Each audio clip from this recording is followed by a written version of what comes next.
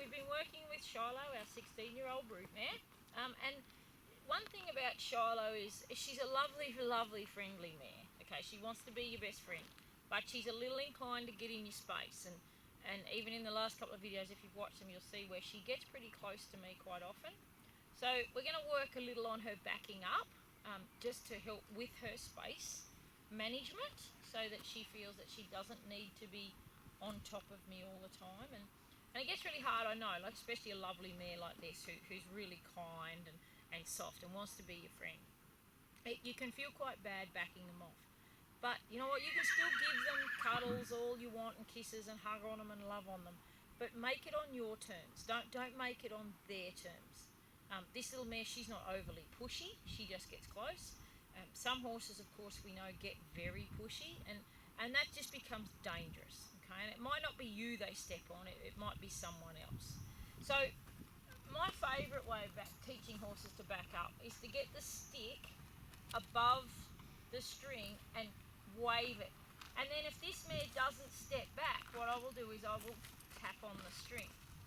Now, there's a few things going on here that you need to think about when you do this. One, you have to keep a reasonable distance between you and the horse.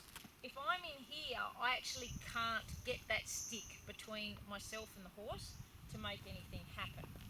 Two, and Shiloh's just going to get a little close.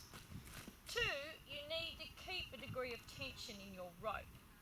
Now, if I let this go like this and I go tap, tap, tap, the mare is not going to feel the contact of the stick so much.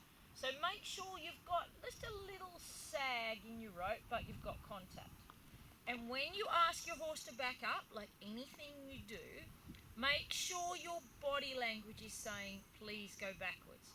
So when I want this mare to go backwards, I will look her squarely in the eyes, and I will bring my shoulders back and I'll stand up.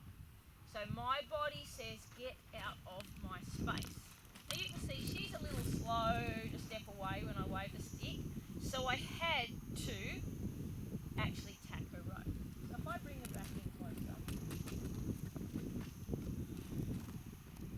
and now if I look her in the eye, stand square and start waving that stick, and you can see I only step when she steps. A really common mistake people make is they get running like this and the horse hasn't moved. So make sure that you only step when the horse steps. So if I go wave, wave, wave, now I start tapping. And you see as she stepped, I made a step. It's as with everything else we do, you have to make sure your body language is clear and telling that horse what to do.